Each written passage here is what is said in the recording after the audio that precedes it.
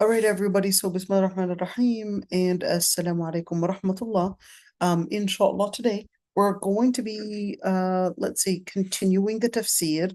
And last time when we did our tafsir, we kind of went in a lot of details and in regards to وعنده مفاتيح الغيب, and we talked a lot about it, so I don't want to go over it again. So let's really start with this one. وهو الذي يتوفاكم بالليل ويعلم ما جرحتم بالنهار. Remember, there's always the قراءة وهو. So that ha kind of gives it like a sukoon type of thing. وهو and وهو. So giving the dhamma or وهو or وهو الذي يتوفاكم بالليل. So let's look at the Qurtubi. We did actually go in details with the tafsir, kind of like a surface tafsir. So I thought it would be fair to do that tafsir al-Qurtubi. وهو الذي يتوفاكم بالليل. يتوفاكم, we talked about يتوفاكم meaning to put you to sleep, and we talked about the comparison between sleep throughout the night and death. We went in details with that, so no need to repeat what we had said. And of course, certainly it doesn't mean يتوفاكم بالليل. It doesn't mean to literally put you to death, but it just means that there is something that is partial of death, where one, certainly your organs, your body still has the amount of soul or spirit to keep it functioning, but then it wouldn't be in total awareness and in total connection with the world around it. So when we're looking at death, is this the same way where we would have a certain function or a certain thing that's there, but then we're maybe not necessarily the body, but at least our disconnection with the dunya, and it becomes a connection with the akhirah, and that's where the barzakh is. But in other words, it's similar to a different kind of a sleep. Is this something similar to it? يتوفاكم بالليل, can we understand الوفاة and death actually being in the same way? How do we understand that? One thing is that all of this is ghaib, so it's so easy to try to think about things by using parables, but it's not always easy when you're talking about something that you really know nothing about, like death, because we don't know much about death. We just know it's the ending of life. We just know it's a transition to a different world. We don't know much about it. And that's why it basically is part of alam al-ghaib. Now, subhanAllah, when you look at يَتَوَفَّاكُمْ بِاللَّيْلِ, I would say it's sounding very scary, because when you look at tawaffi, it's really to reflect the end of something. With the end of what? Well, the end of something meaning the person had completed the number of days that they were appointed to live, that they basically had completed the amount of energy for that day. So did they complete an amount of energy? Did they complete an amount of days when they're actually going into the actual death? So does that mean it's the completion of something? Is this what يتوفاكم بالليل? Does that mean that there's a certain amount of energy that our body is capable of doing per 24 hours, for example? And once that amount of energy is completed, that's when we would basically get this recharge per day, to basically function for another day or what and so forth. So is this talking about istifat, to meaning istifat, an amount of energy, and just as we're talking about istifat to meaning the completion of amount of days, that when we're speaking about the actual death. So is this similar to that? What we're looking at is the word يتوفاكم, because the word يتوفاكم actually means to complete something. So if we wanted to understand, for example, in science, are we looking at energy to probably scrutinize and study to see with energy? Is that something for us to understand sleep in looking at the word يتوفاكم? Or is this looking at the amount of function, okay, that we're functioning in? So does that mean that there's a certain amount, or does that mean there's a certain amount of energy, or is this a certain amount of time? Okay, so a certain amount of what is the question, and why did the ayah use the word يتوفاكم?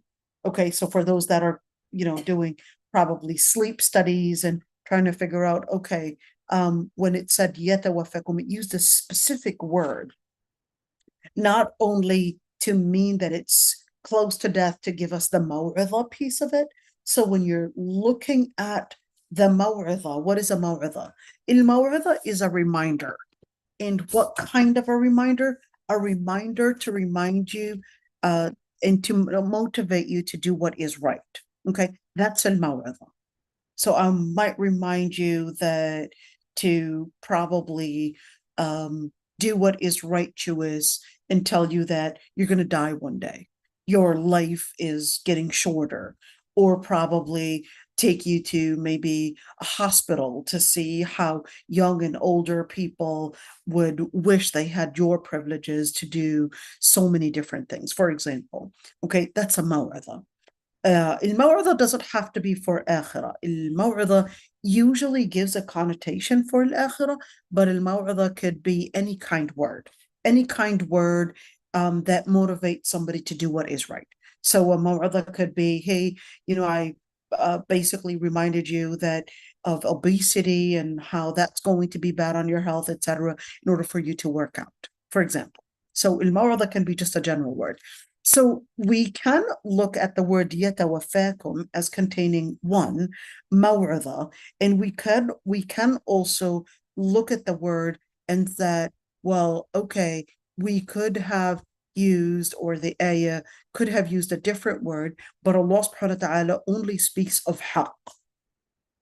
So this isn't metaphorical per se, but this is also indicating that there is a specific amount of something that is completed each and every single day, whether that's an amount of energy, amount of calories, amount of, who knows, maybe they'll do a research and actually say that this is the amount of what you would have per day. This is what sleep re-energizes in order for you to be capable of functioning, whether your brain, your heart, your blood, or your circulation, or whatever it is, for a second amount of day.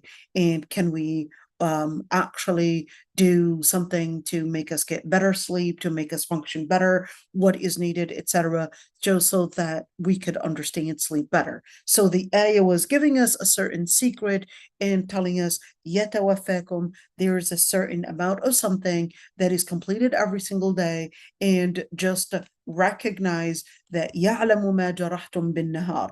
Recognize that sleep in itself, يعلم ما جرحتم بالنهار, that there is one, he knows what you had done throughout the day, but then it preceded that with sleep, or a certain amount of energy, or a certain amount of يتوفاكم that you would complete, and that is to basically help you function during the day.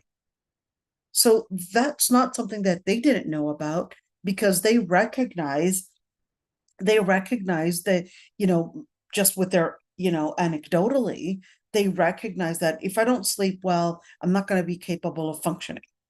And that's why the ayah was also telling the Sahaba during, for example, Badr, that Allah subhanahu wa ta'ala put them to sleep in order to give them enough energy to function the second day for the Battle of Badr, or the Battle of Uhud, or even during the time when they were probably supposed to be going on a certain mission, and etc. Okay, now just to make the story short, the ayah was telling us to see whether we're speaking about function or whether we're speaking about maw'idha, that's the same way. If you're speaking about it from the maw'idha stance, it's telling you, well, see that parable, see that pattern, how you would be put to death or something similar, or a pseudo death during the night, and then during the day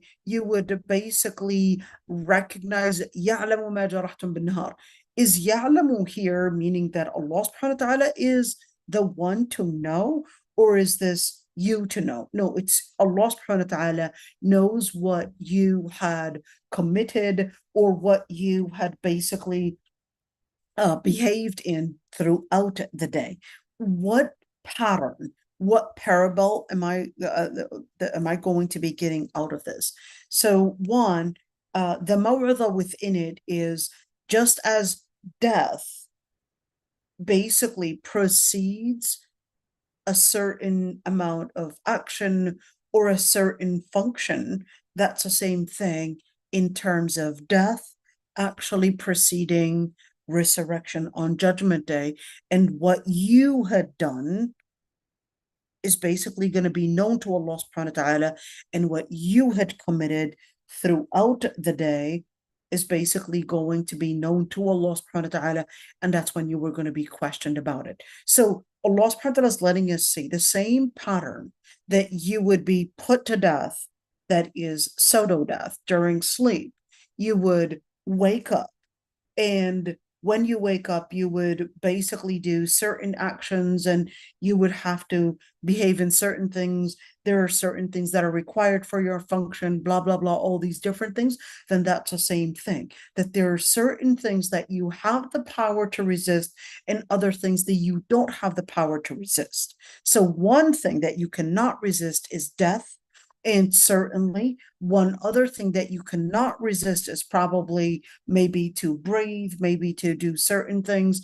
And that way, you will know that Allah subhanahu wa ta'ala basically has all that power that He had given you, whether to function, to breathe, to function, to see things, to function, basically to have your body basically function in different ways, that's basically the force and the same exact coming power that Allah subhanahu wa ta'ala had given you throughout your sleep, throughout your pseudo death. That's the same power that's making you function throughout the day, and that power is not granted by yourself, but that power is given to you by Allah subhanahu wa ta'ala. So therefore, ثُمَّ يَبْعَثُكُمْ فِيهِ. Then that's when Allah subhanahu wa ta'ala was letting us know, well, just like you recognize those powers that you cannot, one, you cannot resist, even whether it's throughout your sleep or whether throughout your night or throughout your day. And that's the same thing. ثُمَّ يَبْعَثُكُمْ فِي. In other words, that power that's generating within you is basically the power of the Lord Almighty. Not that you become divine, of course, but Allah subhanahu wa ta'ala is giving you that power.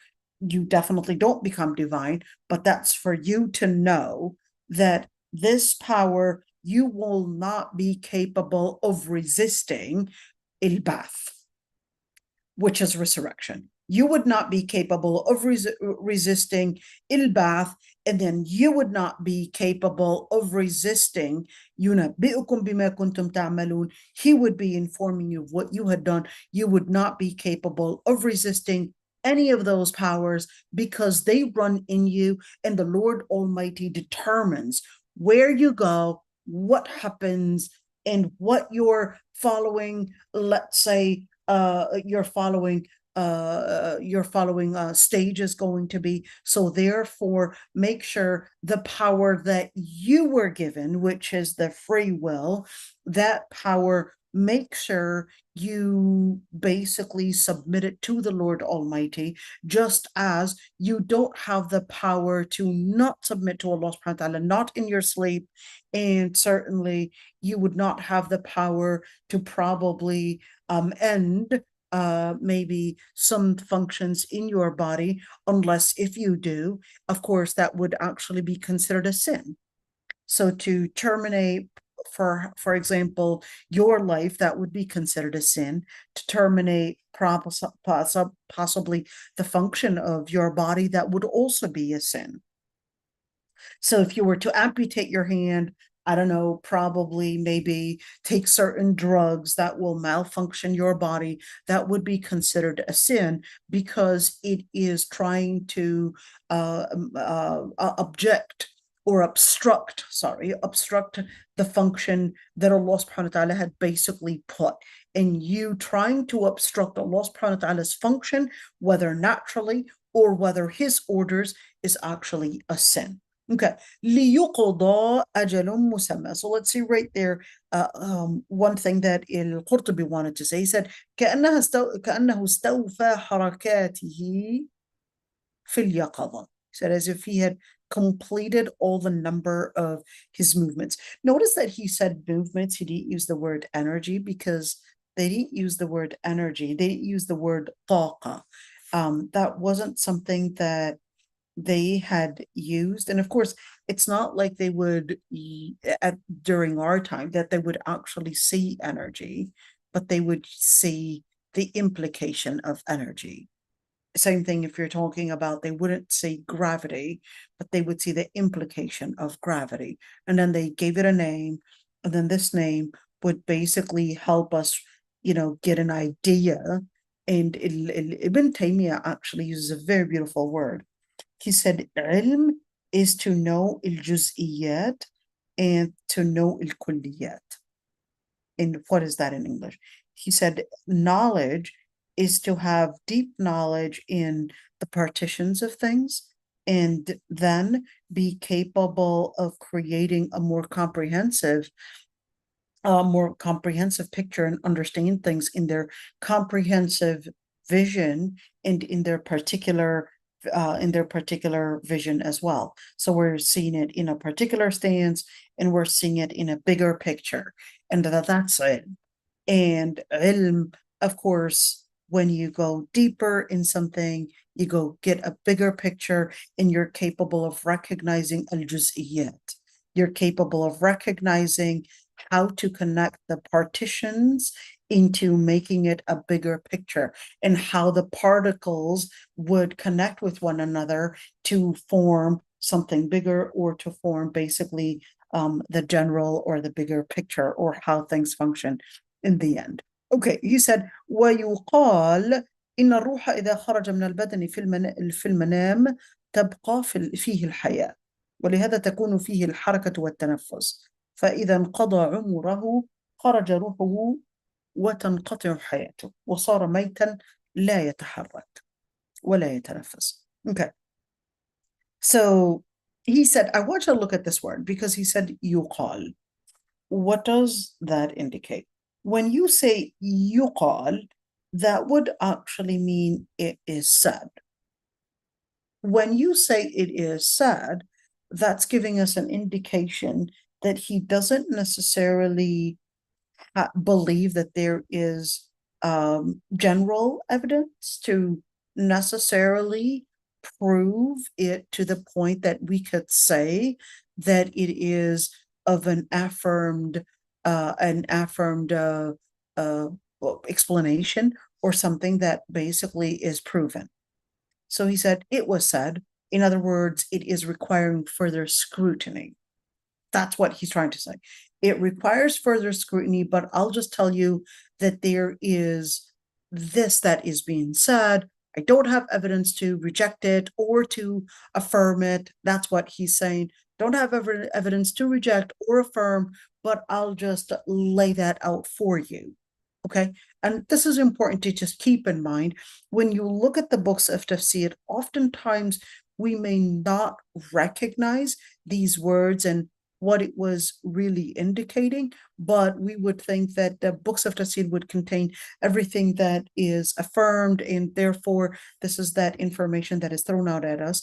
But then you could see that the book of Tafsir, because they recognize the importance of authenticity and certainly that they would be responsible for it. So they would sometimes lay out certain information to tell you, I don't have the evidence for it, but it would be interesting to research. So that's basically what we would get out of these words of yuqal or qila in order to just let us know that he's telling you, I don't have enough research, but it would be really interesting to research that. But here's what I'll tell you. Quote, if the soul departs the body during the sleep, it basically keeps life in it.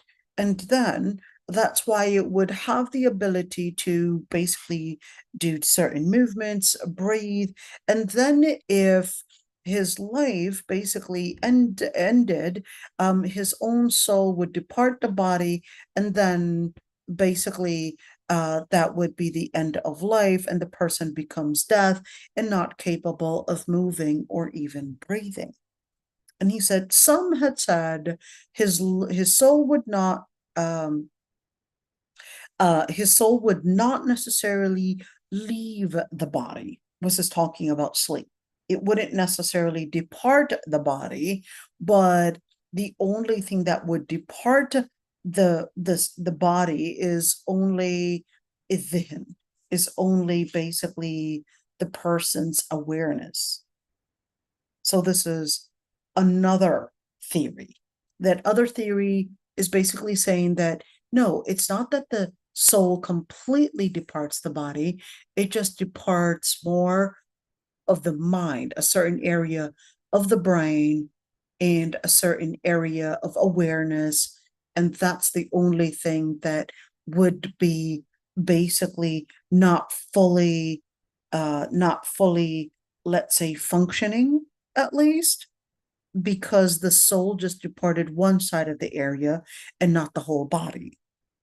I just want you to say that, because if you were to probably read a science book, etc., and they're telling you about what their MRI scans are showing in regard to the science of sleep and what happens to the body and all of that, this is just to give you an idea of what the books of Tafseer and how the scholars are trying to understand. Does the soul leave the body? Does the soul leave a certain area of awareness, a certain probably part of the brain and not all the brain that is put to sleep and probably maybe all of a sudden showing like a shutdown type of thing? Is that what happens? Is it a certain area probably in the brain that shuts down, but not the rest of the body shutting down? Or is it, yes, a certain area slowing down, not necessarily shutting down? So then that does not necessarily go outside of the word yatawafakum. Okay? It doesn't go outside of the word yatawafakum, because whether we're speaking about yatawafakum to mean all of you basically slowing down in function, or whether one particular area is slowed down in order to re-energize, and then the rest of the body basically slows down, whether it's in heartbeat or whether it's in pulse or whatever it is, or the probably blood pressure, all of that slowing down and being, I guess, in the restoration process, all of that. Regardless, it's basically just to teach us al-maw'idha. That's the most important piece of it, to teach us al-maw'idha, that good reminder that just as this is to prepare you for a second day where you're functioning for another power, for another start, for another important day, that you're being put to sleep, you're being put to a process of re-energizing, that's the same thing. That you would be put to sleep even during death, during the actual death, you would be put to sleep in order to basically head you for an even more magnificent day, for a more magnificent preparation for something that, as well, you do not necessarily control, which is whether in bath or what you would be doing. Okay. ليقضى, let's see. And he said, يقال أن هذا أمر لا يعرف حقيقته إلا الله تعالى. And he said, And it was said that this is something that no one would know its reality but Allah subhanahu wa ta'ala. And he said, look at this word. He said, وَهَذَا أَصَحُّ الْأَقْوَالِ. And this الأقاويل. And this is actually the best of what was said about that is sleep. And he said, Allah subhanahu wa ta'ala knows best, that we don't really know everything about it except really Allah subhanahu wa ta'ala. But when he says وَهَذَا أَصَحُّ الْأَقَاويل, does that mean we're not capable of researching sleep? Well, definitely.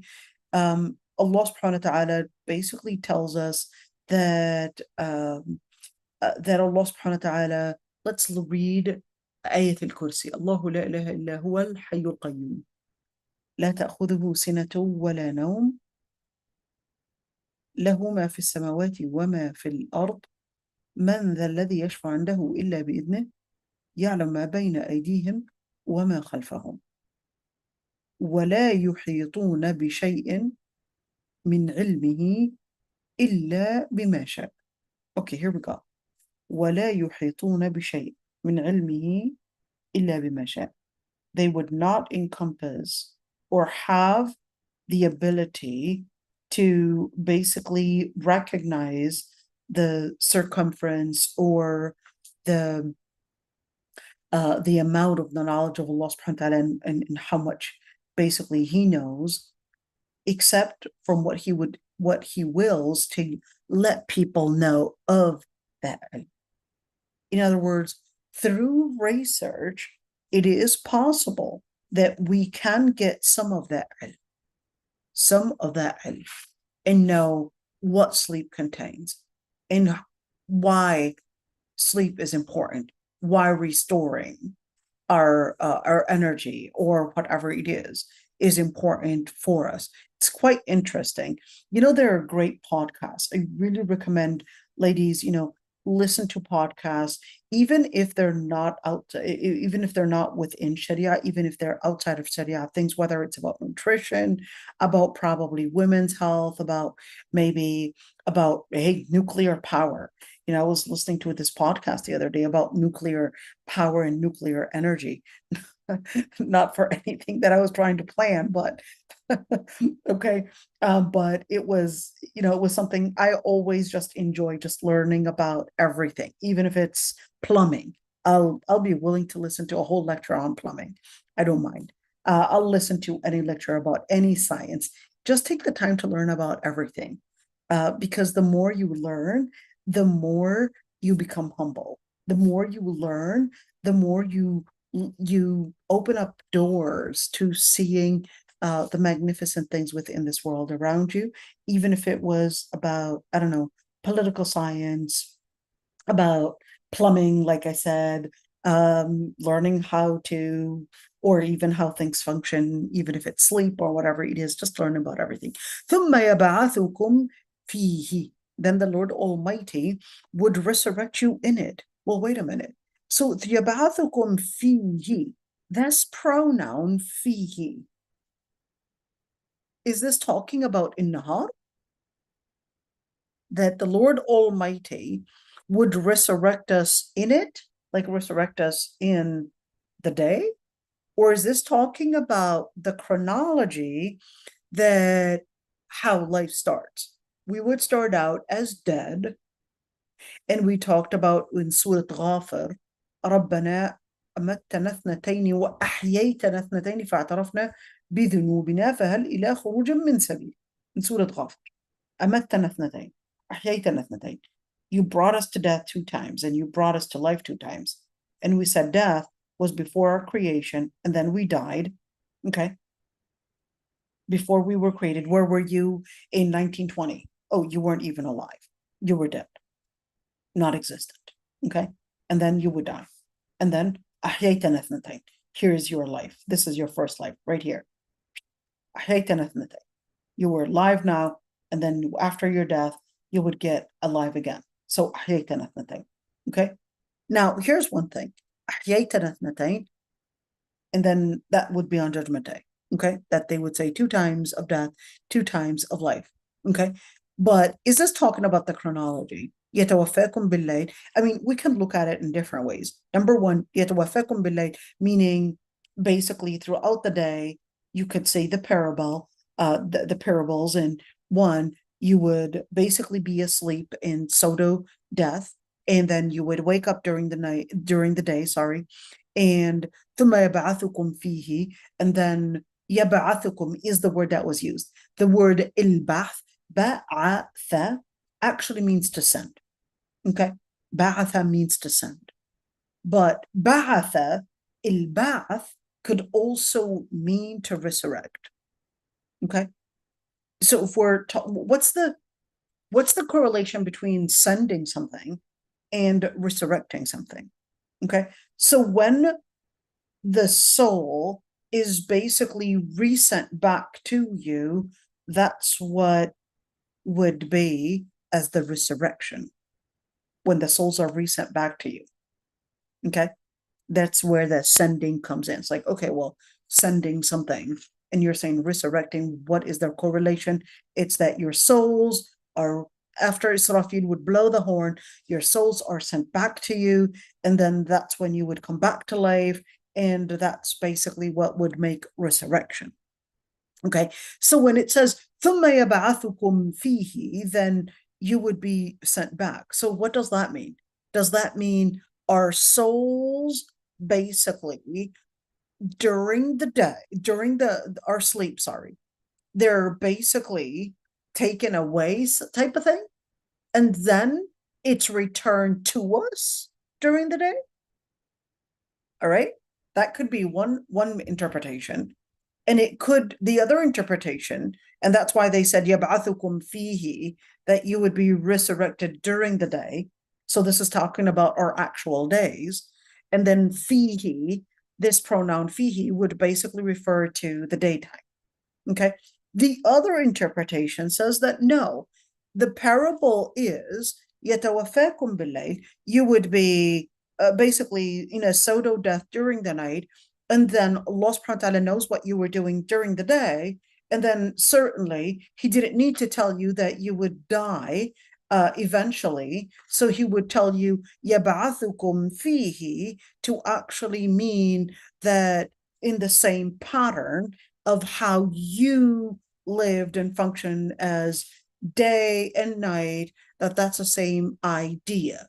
يَبْعَثُكُمْ فِيهِ, with the same idea that you would basically be resurrected لِيُقْضَى أَجَلٌ مُسَمَّى, and to basically give us a chronology, day, night, day, and eventually death, and that's going to basically lead to later resurrection, where Allah subhanahu wa ta'ala would basically لِيُقْضَى أَجَلٌ مُسَمَّى, that's basically when Allah subhanahu wa ta'ala would, is that death itself, or is that judgment day? Okay. ثُمَّ إِلَيْهِ مَرْجِعُكُمْ, then your return is to Allah subhanahu wa ta'ala. So here's the thing. If we were to actually say that interpretation, then there would be a repetition, إِلَيْهِ مَرْجِعُكُمْ, with يَبْعَثُكُمْ. Because يَبْعَثُكُمْ actually means to get resurrected. And then مَرْجِعُكُمْ would actually mean your return. If we were to say that interpretation, that would mean that there would be a repetition. But if we were to say ثُمَّ يَبْعَثُكُمْ فِيهِ, meaning throughout the day, and to let us see the parable, that you would be just as you would wake up and actually function during the day, that's the actual resurrection, in something similar to how resurrection on Judgment Day would be like. Okay.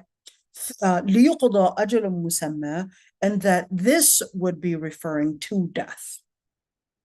So you would function until an appointed time, and that is basically whether an appointed time or an appointed energy or an appointed rizq. Let's do it again. Appointed time would mean you would live to a certain amount of time, or an appointed energy, and a certain amount of energy to start the cycle again, or a certain amount of rizq. You would have a certain amount of rizq. Once your rizq for the day is done, that's when ajalun musam. That's it. Okay, so can actually mean all three. But when you, okay, so what does the word even mean? So the word ajal actually means an appointed. Well, al-ajal is more of a the limit. Okay, al-ajal is a limit. Al-musamma is an appointed thing. So an appointed limit. What is the appointed limit? Is it the energy? Is it the time? Or is it what were we saying? Energy, time, or rizq? What is the limit of what? Okay, that's the question. The limit of what? Limit of time, energy, or rizq, or provision. Limit of what? Or maybe even other things. Okay, but all we could say is that it's a comprehensive statement that it just said there is a limit, an appointed limit. Once the person reaches it, that's basically what they would be completing. ليقضى. You've got a certain limit. You're basically functioning in it. ثم إليه مرجعكم. Then, and when you look at the word ثم, the word ثم actually means different than the letter fa.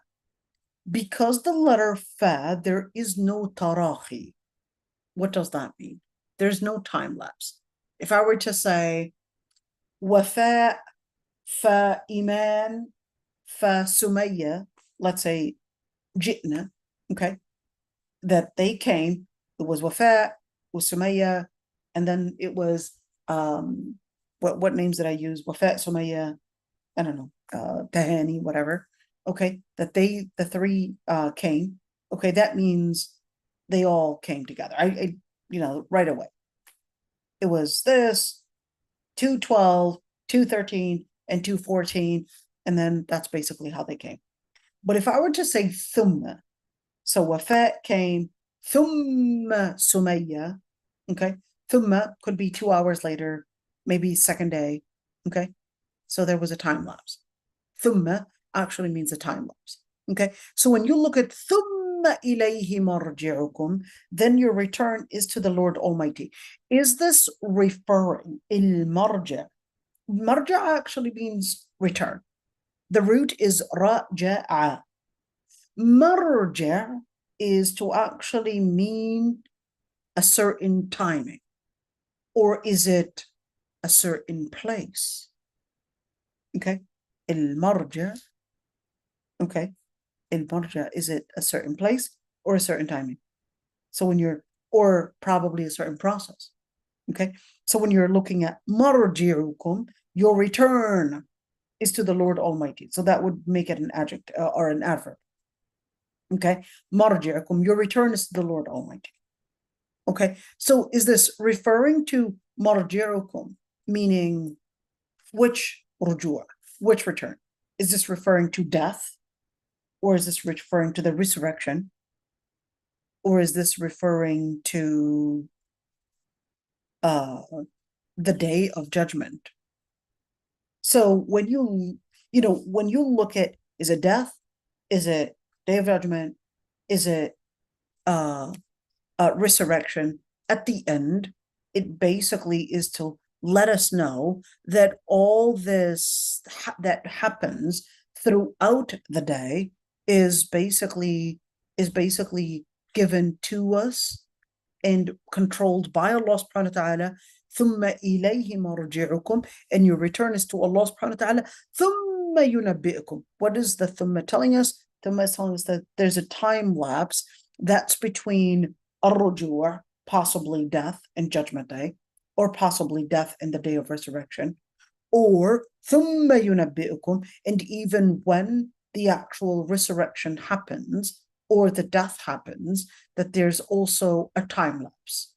Who knows how long that time lapse is? Allah subhanahu wa ta'ala.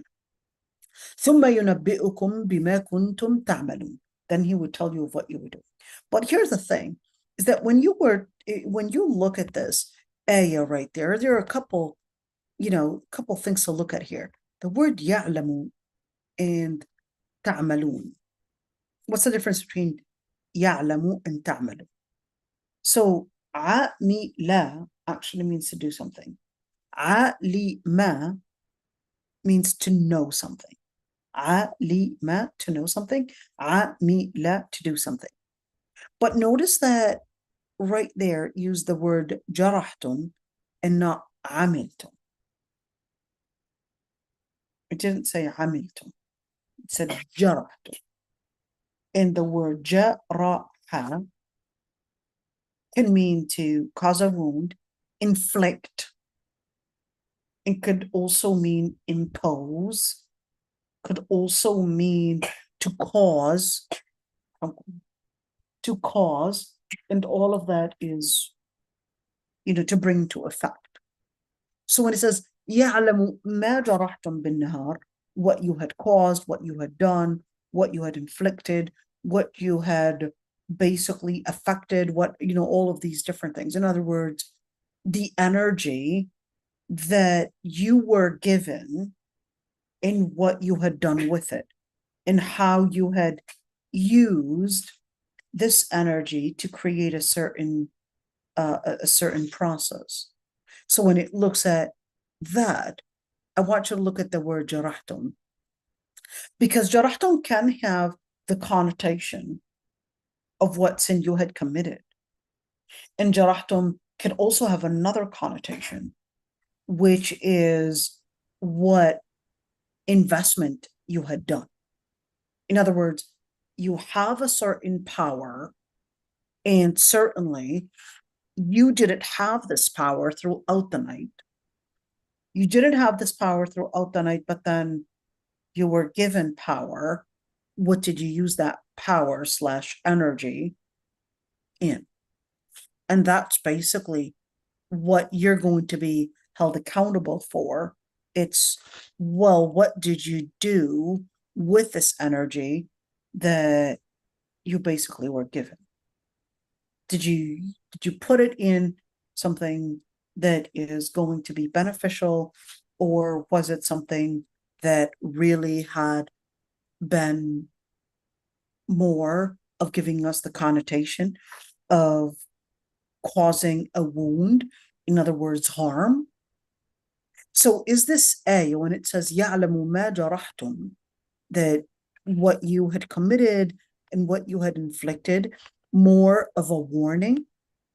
It could be that it's basically giving us a warning and telling us, well, whatever you would cause or whatever you would basically inflict, that is, it would basically be known to Allah subhanahu wa ta'ala. Ustaz Umayya, you wanted to say something, dear. بسم الله الرحمن الرحيم.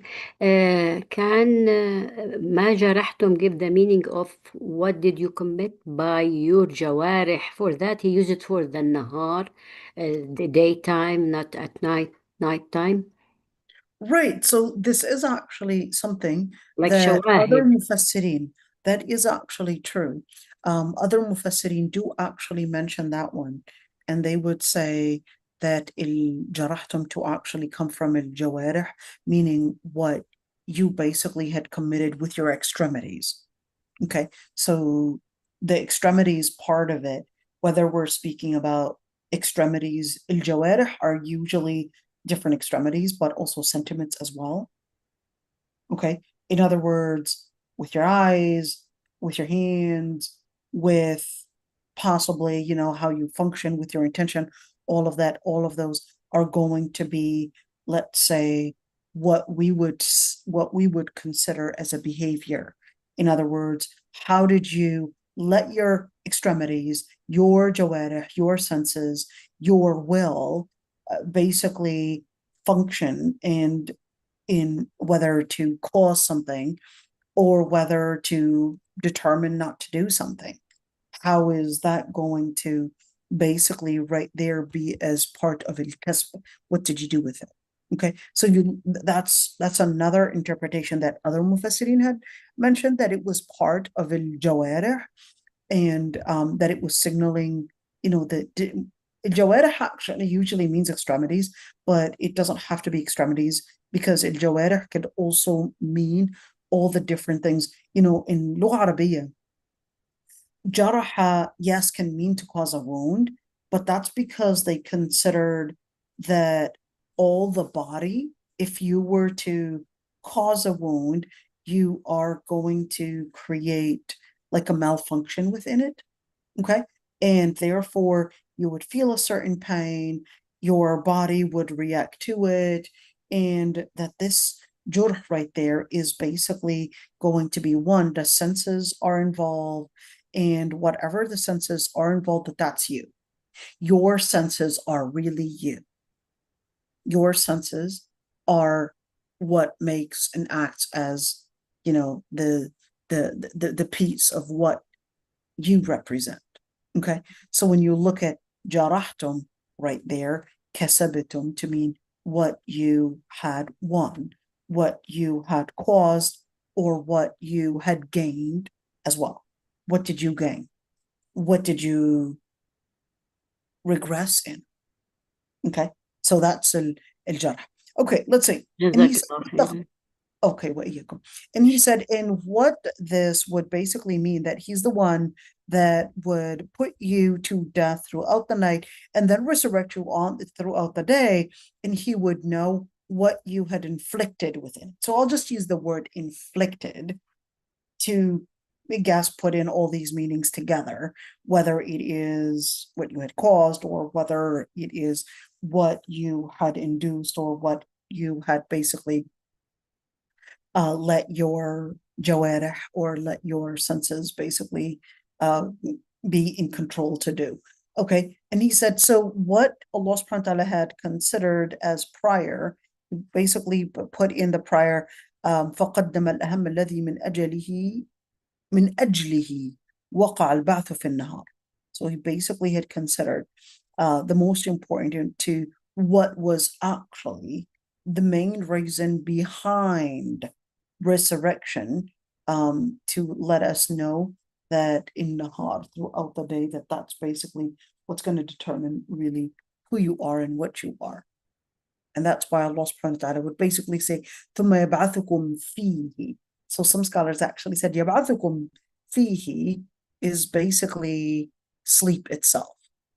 You know, in other words, يَبْعَثُكُمْ فِيهِ, during sleep, you're asleep, but then after that, you would get something that is similar to resurrection. So here's one thing. So can we say that عذاب القبر is similar to nightmares? Allahu A'lam. Allahu A'lam. You know, this person would be sleeping probably next to a person, but then person A is going through a nightmare. Person B is dreaming of Jannah. Okay. But they're really next to each other. And then each one is living a different world. Is that how Adhab al-Qabr would be? Certainly, even when you have a nightmare, you would wake up crying. And even though you would wake up and you know it was a dream, but your senses at the time are in full relationship with what you had basically dreamt of as if it is real. And it takes you probably a couple minutes to really separate yourself from the dream and that it's not real. And it takes you a couple minutes, and you might actually be crying for a couple minutes even after the dream. You would wake up and you recognize it's a dream, but the sentiments in it were so strong that you continued your tears and probably your fears, and you were shaking even after you discovered that it was actually a dream. But your brain is still at the moment living the whole dream as if it's a real, completely real thing. And then, subhanAllah, you know, is this يَبْعَثُكُمْ فِيهِ? Okay, and he said, and this, the meaning, the inference, basically in the ayah, is that Allah subhanahu wa ta'ala is giving the time to the disbelievers, not because he's unaware of their disbelief, but it is basically that he is counting every single thing. In other words, holding them accountable, keeping everything in report in order to basically judge them on an appointed time and for whatever provisions that they were given in this life, and then they would be returned to the Lord Almighty. He would hold them accountable then. And this would indicate basically the resurrection and the resurrection, or when Allah subhanahu wa ta'ala would combine all people. And then this would also let us know of a nash'ati thani. This would also let us know of the second resurrection. And after the first one, similar to basically the death or the sleep or the waking up from the sleep. Okay. And that Allah subhanahu wa ta'ala, whoever, then basically letting us know, whoever is capable of letting you go to sleep, and then he would resurrect you and basically create the pattern very many times, then is capable of creating the pattern of putting you to death and bring you to life again. I think the stupidest, to be honest, the stupidest argument that anyone would put forth is to deny resurrection. I don't know how anyone would actually think that resurrection could be impossible because the person decomposed, and think that the one that created them would not be capable of recreating them. And that's why Allah subhanahu wa ta'ala said, وَهُوَ أَهْوَنُ عَلَيْهِ. And of course, لِلَّهِ الْمَثَلُ الْأَعْلَى. And it's even easier to recreate something than create it for the first time. And the pagan Arabs actually thought that they had given a good argument that that's impossible. Okay, وَهُوَ الْقَاهِرُ فَوْقَ عِبَادِهِ. And of course, the word fawqa, we did actually talk about the different dimensions that the ayah emphasizes on. We said fawqa, inda, tahta, all of those, beyond, above, lower, and all of those. In Lugha Arabiya, those words do not only mean a place, but they could also mean a certain stage or a certain level or a certain place of honor or a certain place of regression. Okay, just keep that one in mind. In other words, it can be literally to mean fawqa. It could also mean metaphorically to mean beyond. Okay, now I don't want to go in details, but of course, madhab al-hadith, they would just say وَهُوَ الْقَاهِرُ فَوْقَ to mean above, to mean beyond. But then the Ash'ara would say, no, you can't use that above. And for the Ash'ara, they would say Allah subhanahu wa ta'ala is everywhere. And certainly Ahl al-Hadith, that to say that Allah subhanahu wa ta'ala is everywhere, that's basically the main ingredient for shirk. I agree with them on that one, to be honest. Because the main ingredient for shirk, if you were to say Allah is everywhere, I agree with them on that one. My aqidah is generally Ahl al-Hadith, because to use and to somehow think of logic, okay, as our way to understand aqidah, I think is a very dangerous thing, because the second that you would use logic, which depends on your knowledge and your experiment in the world around you, the second you would want to use those rules of logic, quote unquote, and apply it on what is beyond logic, what is beyond our senses to experiment, which is al-ghaib, and to somehow apply it on it and say, this is how and what would make sense. Yesterday, someone sent me a video of some famous figure. I don't want to say who. I do have respect for a lot of different, active figures out there, but I'll just say one thing. Okay. Yes, I have respect for that person that basically, even though I disagree with that statement that they had done, but, I do recognize that there are some scholars or some طلاب علم that definitely contribute great contributions within the society. And I definitely disagree and feel that those that would let their ego act to probably take this scholar or that talib ilm, and since they are famous, I'm going to use their fame and start criticizing them, or start, finding things that they were wrong on, and basically start, putting in these rebuttals or refuting them or exposing them, etc., and somehow go on their backs to go famous.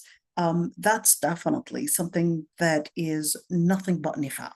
That's hypocrisy. That's extremely disgusting. And anyhow, I will just quote on what he had said. He was making and commenting on the statement that innums, or to narrow the eyebrows or do innums, that for the husband, that it's permissible and that there is no logic and that it doesn't make sense to say that it's haram. And then went on to say that Ibn al-Jawzi had said that that was acting like the marker or the culture of prostitutes at the time, that that's what they used to do, and therefore this isn't applicable today. Then in that situation, we wouldn't use that culture at the time and actually say that it's basically haram today, because that was relating to a particular culture at the time, and that it doesn't make sense to say everything is halal to beautify in front of the husband except the eyebrows. Why the eyebrows? That doesn't make sense. So that comment, there are actually a couple mistakes within that comment. The person that made this comment definitely has a history when it comes to fiqh. They don't do the best in takhrij al-fiqh. They do outstanding on other sides of Islamic fields, in other sides. They do great in outstanding, cannot whatsoever compete with them in other fields of ulum al-shar'iyya. But when it comes to fiqh, sorry, I'm not sure you're actually the best qualified in fiqh. Fiqh has its own methodology in deriving rulings. It's not based on, okay, it doesn't make sense. It's not based on what rationale you use to somehow say it makes sense or it doesn't make sense. If I have a text, and this text is literally telling me this is haram, for basically the Prophet ﷺ mentioning this. The Prophet ﷺ said, لعن الله النامصة والمتنمصة الواشرة والمستوشرة الواشمة والمستوشمة. End of the story. The hadith didn't explain why.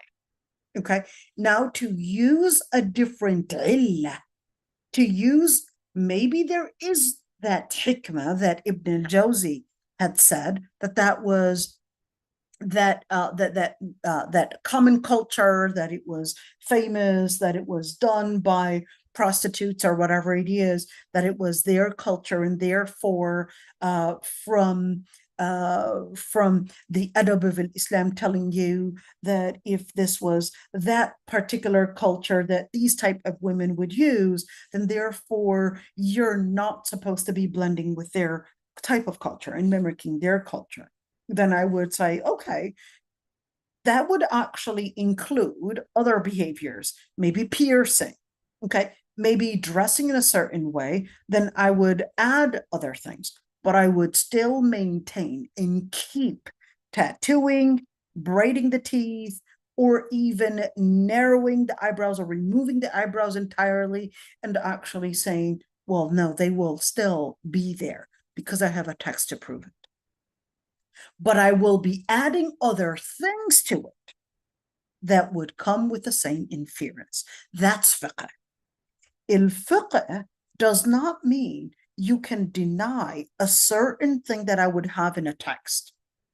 The text literally says النامصة الواشرة and talks about الواشمة. The text literally says that. Then the text I will وما كان الله وما كان لمؤمن ولا مؤمنة إذا قضى الله ورسوله أمرا أن يكون لهم الخيرة من أمرهم.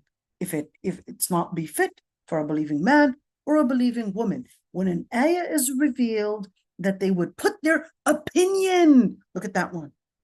أن يكون لهم الخيرة. What is الخيرة? الخيرة is basically your own choice, your own opinion, your own assumption, your own preference, your own / logic. To put it and say beyond, it doesn't make sense. Why the eyebrows? Not, the hadith is clear. If the hadith is clear, the wording is clear, I'll leave it at that.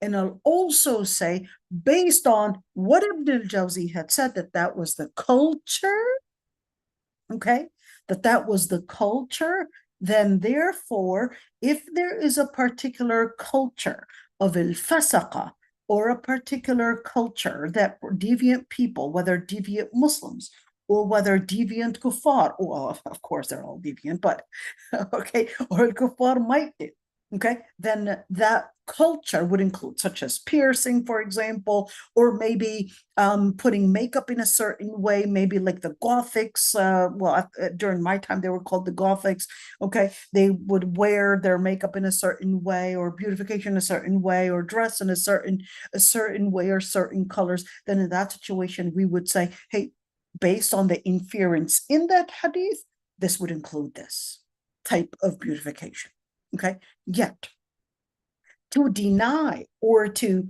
basically say that nums is not included, since this action is not applicable today, even though it is, because always the eyebrows are the place of fashion, even during our times, okay? So how do we understand that? No scholar whatsoever said nums is halal whatsoever. There are 5 different opinions on the matter, what really defines nums, but they all agreed it's haram. But how much of it is nums? Is removing probably the unibrow, is shaping in a certain way. What about removing the whole thing and using a pencil? They had differences of opinions on what defines nums, but they all agreed that nums is haram. No one ever said that nums is not haram, but they had different definitions of how much is nums, okay? So just to, what really, I would say, maybe disturbs me from what he had said is not necessarily just about nums, because there are different definitions of nums.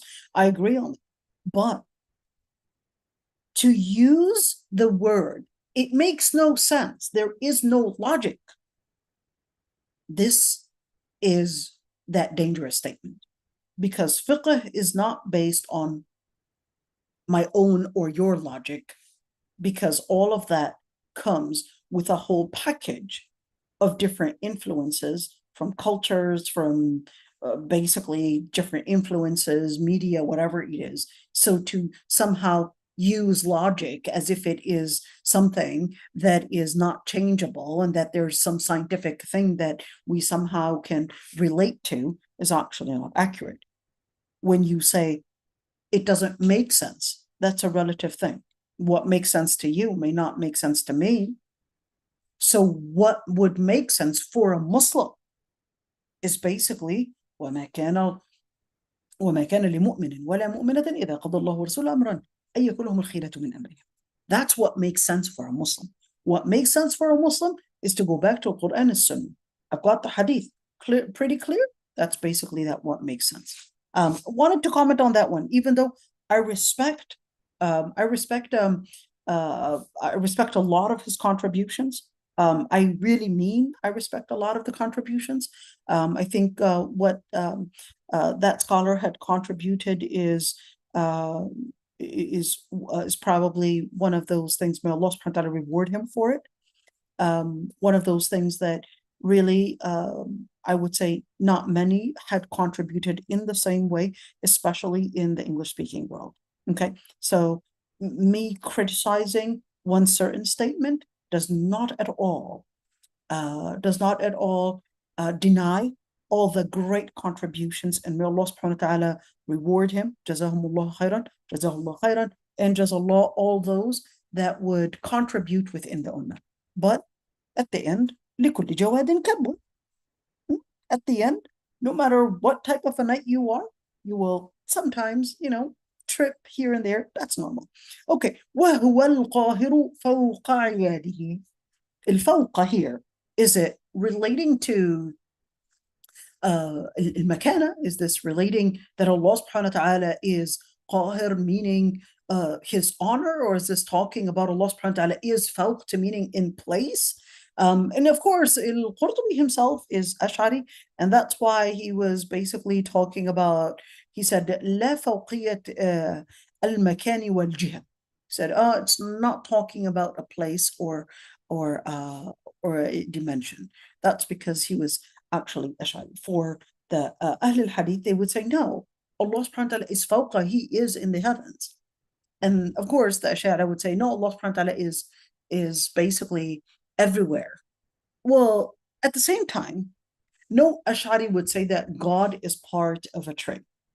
So the Ahl al-Hadith would sometimes say, okay, the inference with your statement is that when you say Allah is everywhere, that means Allah is in the bathroom, and Allah is in the tree, and Allah is part of everything, and all of that. And, the Ash'ari would not say that. They won't say that God becomes a part of everything. Okay. But sometimes I would say, they can go into these these debates, and sometimes the debates, I would say, it becomes more of personal and not necessarily want to get to haqq.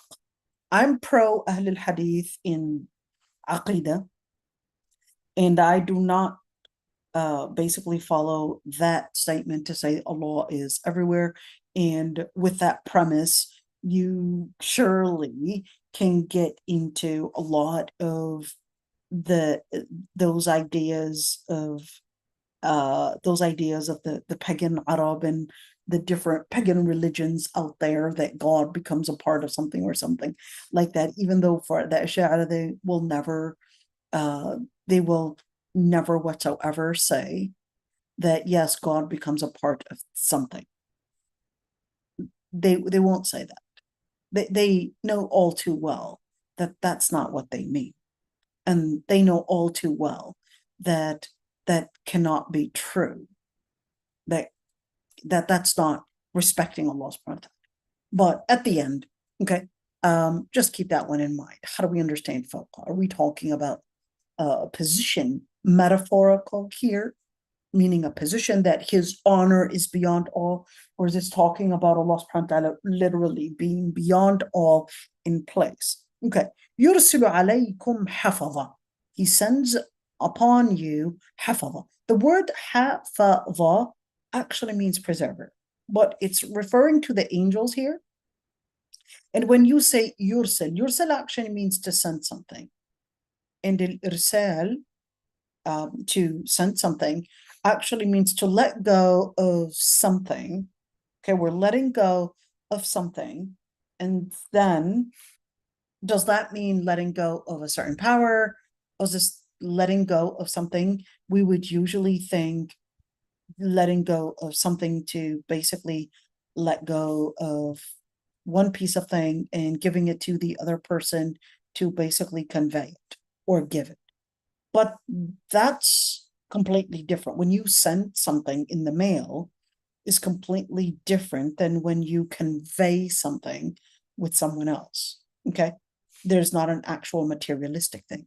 So when you look at yursal, is it necessarily that Allah subhanahu wa ta'ala is sending an angel to act at a certain, let's say, to do a certain mission, or what really are they supposed to be doing?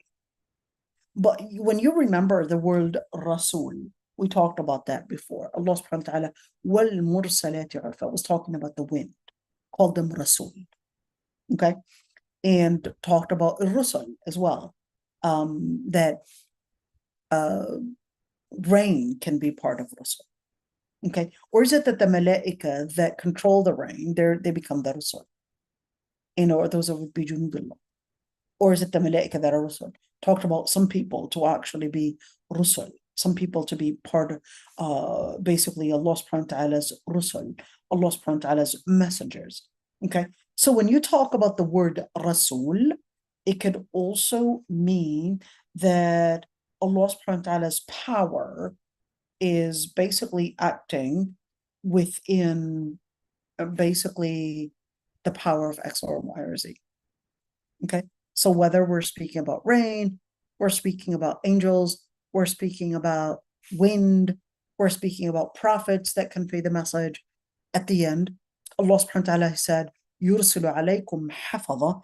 And the حَفَظًا, they're basically the angels. Okay. This is referring to the angels, but al-حَفَظًا actually is referring to one side of that angel and what they're doing. It's that they're preservers. Okay, what are they going to do? Well, they're going to take the person that was appointed to death. Allah subhanahu wa ta'ala is going to take their soul.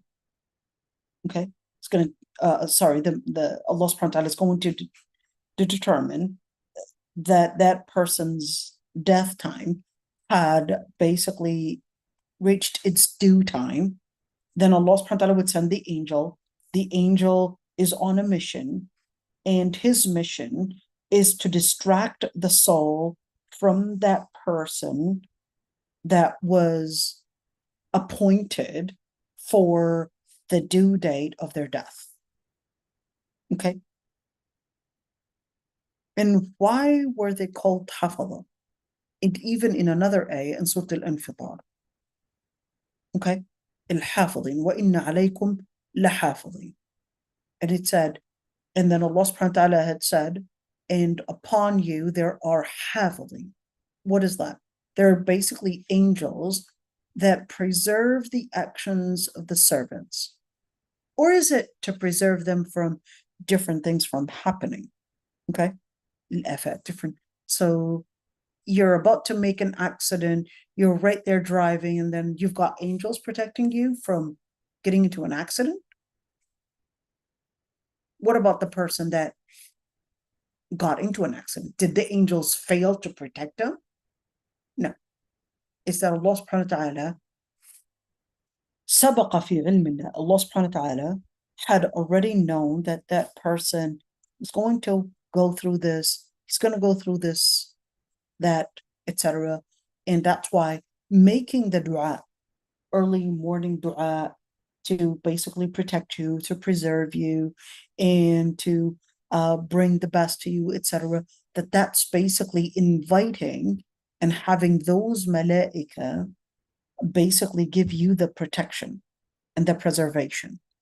So then you're inviting in other malaika, possibly, but at the end is that whether Allah subhanahu wa ta'ala called al-hafadha for the malaika that basically take the souls of those that were appointed to death, okay, or whether this is talking about them, that they would not let go, they would take the soul, they would preserve it, they would basically do a specific, let's say, preservation. In other words, is it to box it? Is it to put it in a hanut? Is it to not let go? It's to keep it in a specific way. In other words, to preserve it in a specific way. What does that really look like?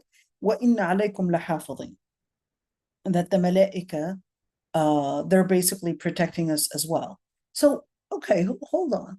So if the malaika are protecting us, okay, when the malaika are protecting us,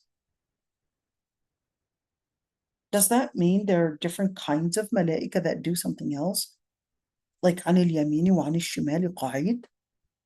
Yes.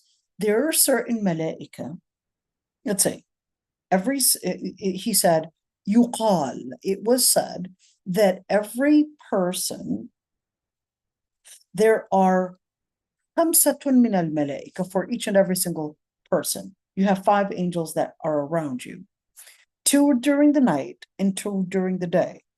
And there is a 5th one that does not leave you, not during the night and not during the day. Wallahu alam. Let's see what he said. He said Tafseer Abil Layth. Okay, right there. So 5 angels, they're around me all the time. And that's عن اليمين وعن الشمال قعيد. عن اليمين, on the right side, and on the left side, قعيد. قعيد actually means sitting down. That there, is it قعيد to mean they're literally sitting down? Or قعيد to actually just express that they are really having one duty, which is to supervise you, watch, record, report what you're doing, witness what you're doing. Ya Rabbi. Okay? But al-hafadha could also mean something else by them. Because al-hafadha could also mean that there's a person that is hafadh, that is memorizing something, keeping track of something, just as a person that is writing. So are those the angels throughout the night, throughout the day, and basically one writing what is right and one that is writing what is evil that people had committed. And therefore, if they were to walk, one is right in front of them and the other one is behind him. And if they were to sit, one would be on his right and one would be on his left. And that's so scary, right? حتى إذا جاء أحدكم الموت, أحدكم الموت. So where are we right now? حتى, okay, وهو القاهر فوق عباده. And we commented on the word al-qahir before, so no need to comment on that one again and repeat. فوق عباده, beyond his servants. ويرسل عليكم حفظة حتى إذا جاء أحدكم الموت توفته رسلنا. جاء الموت أحدكم, right? جاء is that past tense. Al-maut is what came. أحدكم is basically you. أحدكم, every individual, basically. Okay? What came? Death came. Came to who? Came to you. Okay? توفته رسلنا. توفته, meaning what? Is that the same word that we had used before? يتوفاكم? Yes, it is. So when you look at, if it's the same word, did it use the same word in order for us to relate to these words? Absolutely. Allah subhanahu wa ta'ala used this word and again used this word to basically let us know. So the scholars that said that this, all of this, yab'athukum and marji'ukum, that this isn't necessarily the chronology. They said because Allah subhanahu wa ta'ala had told us about the chronology right there, that then when they said لِيُقْضَى أَجَلٌ مُسَمَّى, for the scholars that said that this is not relating to death and that this is relating to rizq, for this one relating to rizq, they said because the ayah after it is then taking us into the other chronology, which is إِذَا جَاءَ أَحَدَكُمُ الْمَوْتِ, if death had come to one of you, then our rusuluna, that is our messengers / angels, they would put them to death. وَهُمْ لَا يُفَرِّطُونَ. Just look at this one. Okay? وَهُمْ لَا يُفَرِّطُونَ. Let's see right here.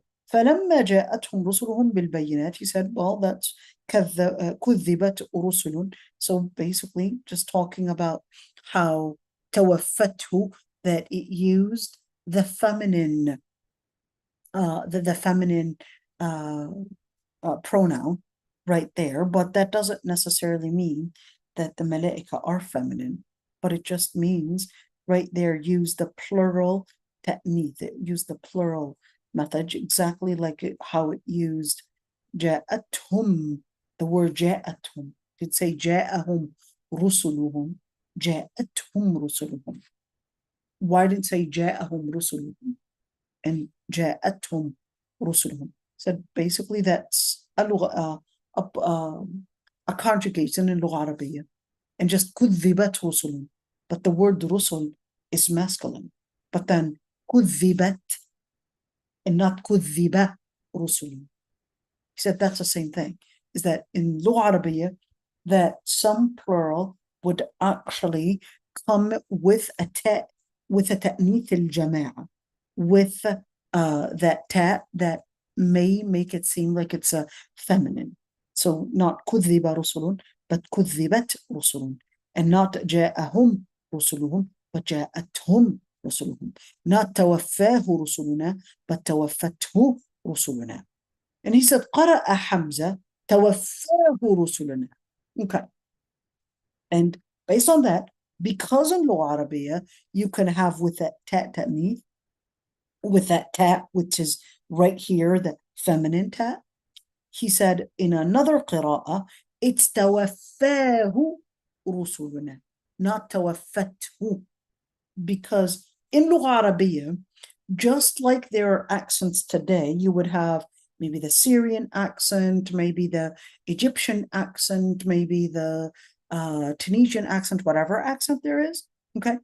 Those actually go back, usually, they would go back to a certain Arabic tribe.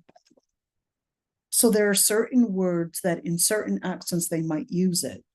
Or, for example, flipping the qa into an a. Instead of qala, ala. Instead of qala, ghala. Instead of, for example, akalta, achalta. What did we do? We did the kaf into a cha. Okay? Achalta.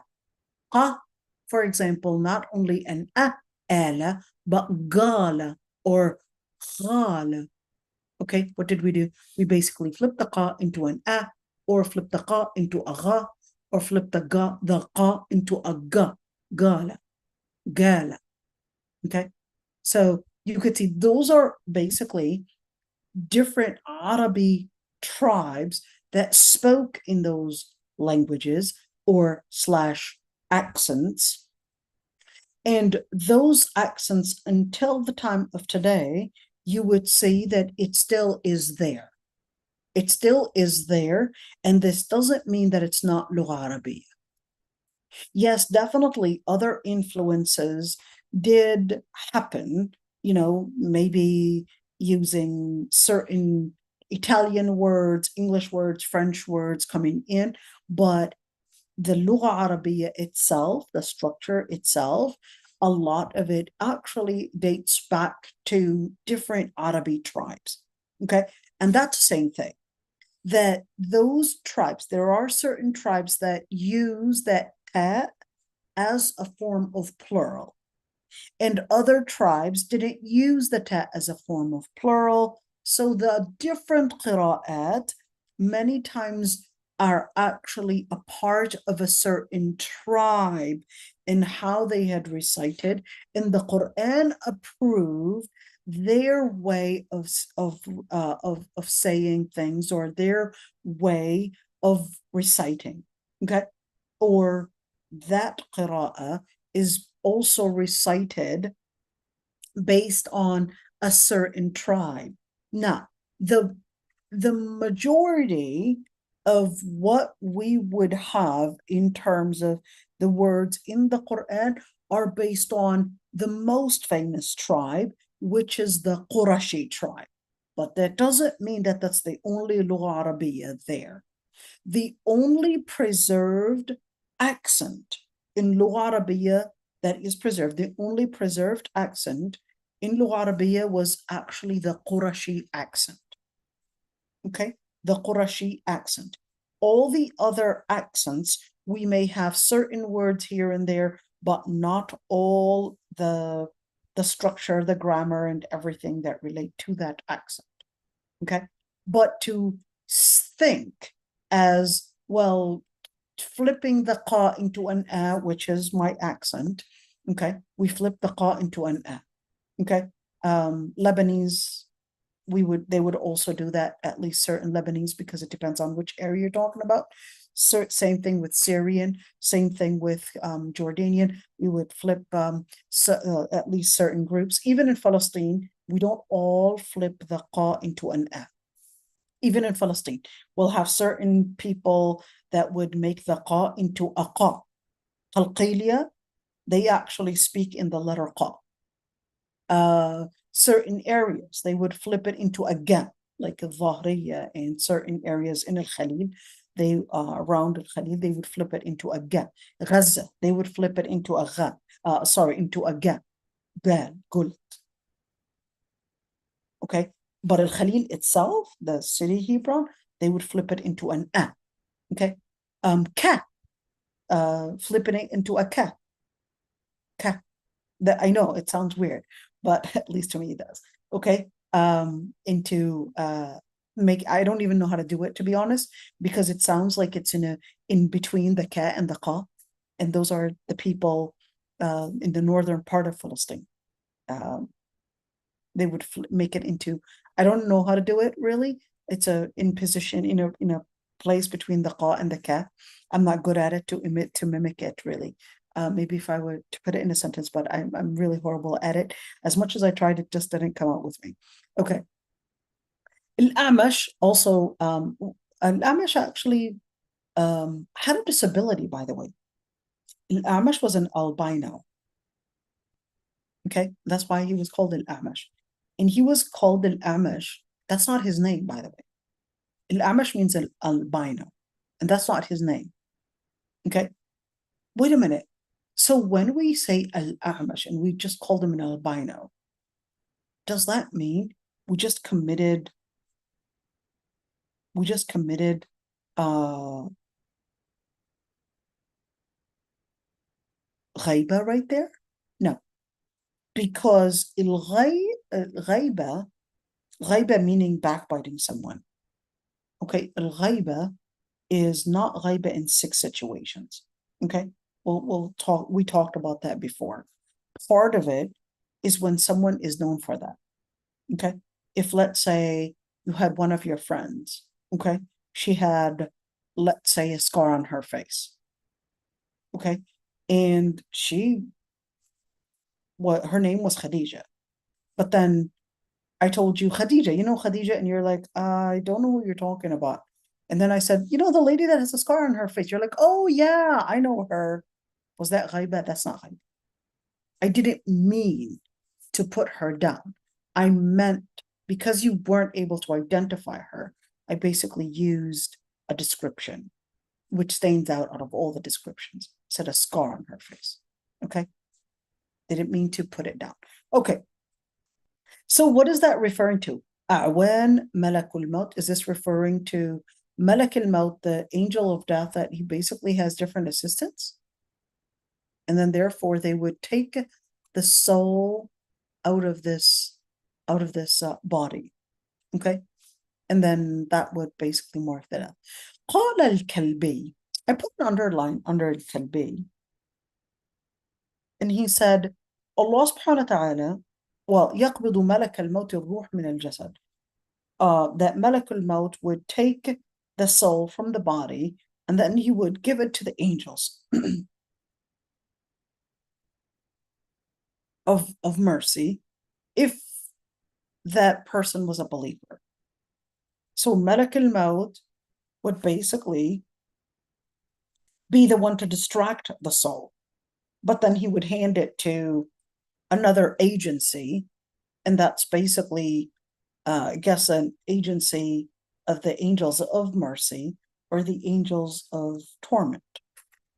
The angels of mercy would basically have something to do and preserve that soul with them, and the angels of torment would basically, and let's see, he said, the reason why I wanted to comment on al-Kalbi right there, okay,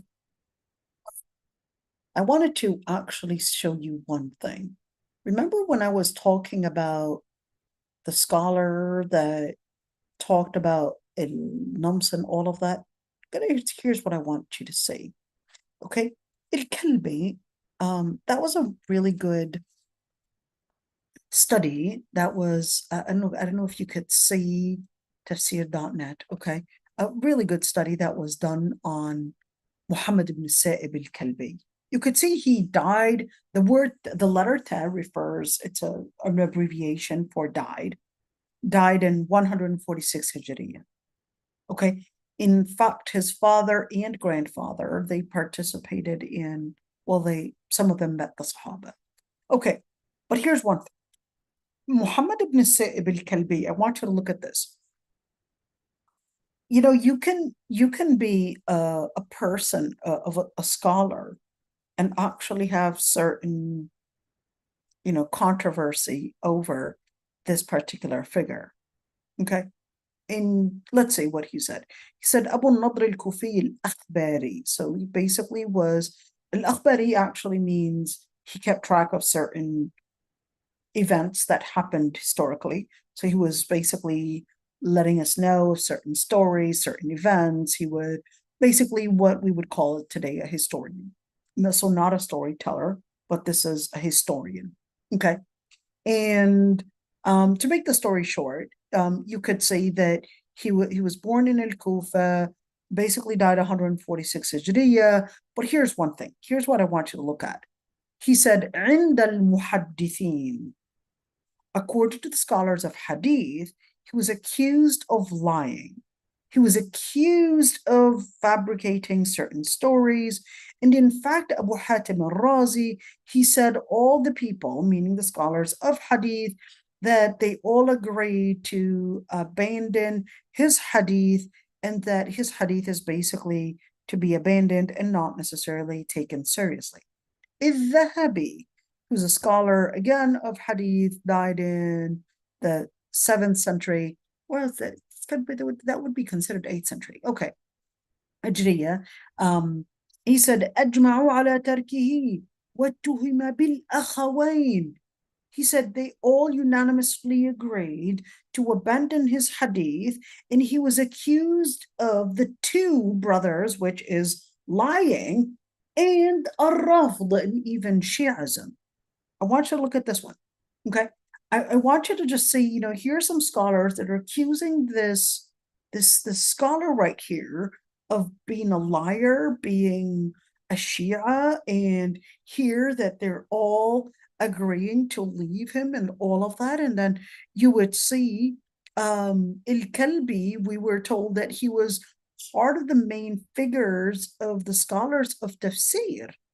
So how can somebody like that? In fact, he even had a book on tafsir, even though, what I liked about the person that did this study is that he really tried to do the research, and said, well, I don't know where that was that he had mentioned it, but he said, I looked for the research, even though Fuad Siskin had mentioned that the book exists. I couldn't find the book. I didn't have any access to any of the manuscripts to basically having the book. He probably had a tafsir, but I couldn't find it.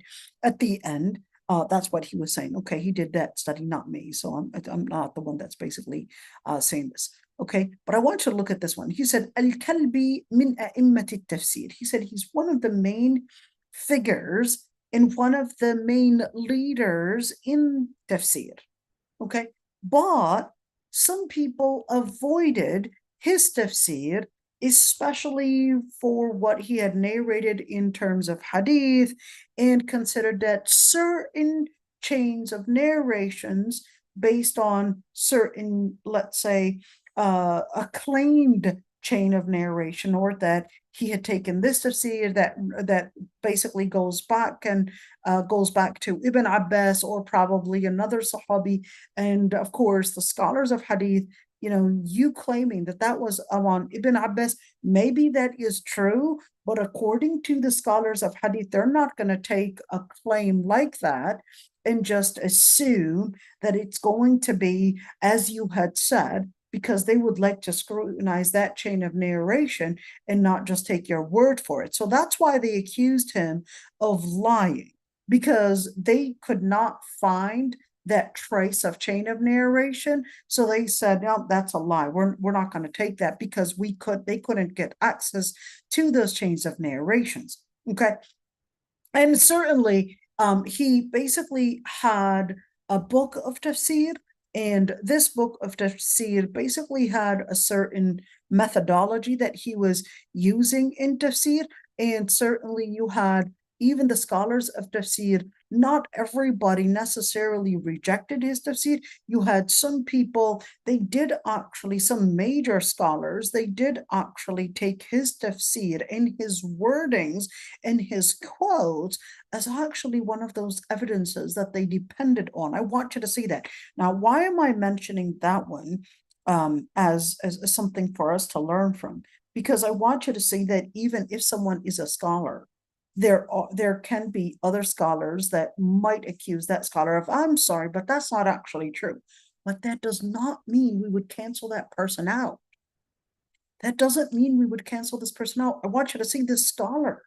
All right. Here it is. You had some scholars actually say, oh, you know what? In hadith, this person is a liar. We're not going to accept any of his hadith. But that doesn't mean that we would probably cancel his tafsir or his other contributions. Okay. You could see that these great scholars, and we're talking about great scholars, probably out of all those different names, Sufyan al-Thawri, Abdul Razzaq al-San'ani, you're talking about one great scholar. In fact, he had actually narrated over 154 different narrations from al-Kalbi. And who was that? Well, that's basically one of those scholars that Musannaf ibn Abdul Razak. That Musannaf is almost in give or take almost 20 volumes. Okay, and 154 narrations were narrated off al-Kalbi right there. Ibn Jarir al-Tabari was actually considered, his own tafsir, Ibn Jarir al-Tabari, is approximately in 15 volumes, and that's considered one of the earliest books of tafsir. And he had also mentioned in 39 different areas just about al-Kalbi. Abd ibn Humayd, you could say that he also had mentioned Abu Layth al-Samarqandi. Those are just different scholars that quoted off al-Kalbi. And when you quote off a certain scholar, that's a form of endorsement. That's a form of endorsement. And I want you to see that if just because some other scholars, they basically considered that, oh, no, we're not going to accept that, and probably even went as far as, accusing him of lying or accusing him of having some Shia thoughts or etc. That doesn't necessarily mean we would cancel him out. And I want you just to see, let's go all the way just because of time. I know, it took so much out of your time, but let's see this one. And let's see, of course, not only is that an endorsement, but let's just see some of that was said.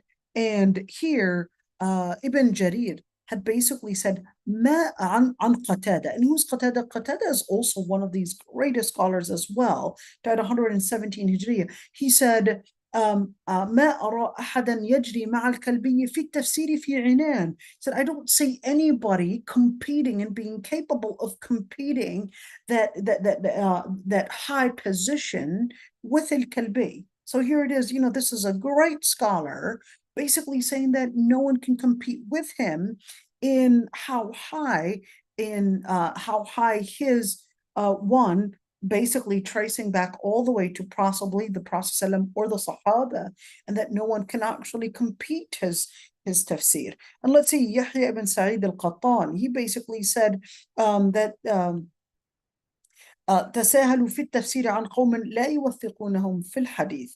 He said sometimes, certainly some people might actually be considered, they basically were very strict in hadith, so they called him maybe a liar in hadith. But then when it comes to tafsir, they were more lenient in accepting their tafsir. I want you to look at this one. Ibn Adi has said, حدث عنه ثقات من الناس ورضوه في التفسير وأما الحديث ففيه مناكير. I want you to go look at this one. He said, some people that we would take as basically thiqat. Thiqat meaning that they are in the highest level that we could trust, and we're really confident in their knowledge, in their ilm, in their deen, etc. He said many had actually narrated narrations off of him, and they are considered as thiqat, as people that we would trust, and they accepted his tafsir. As for hadith, they regarded him as not acceptable in hadith.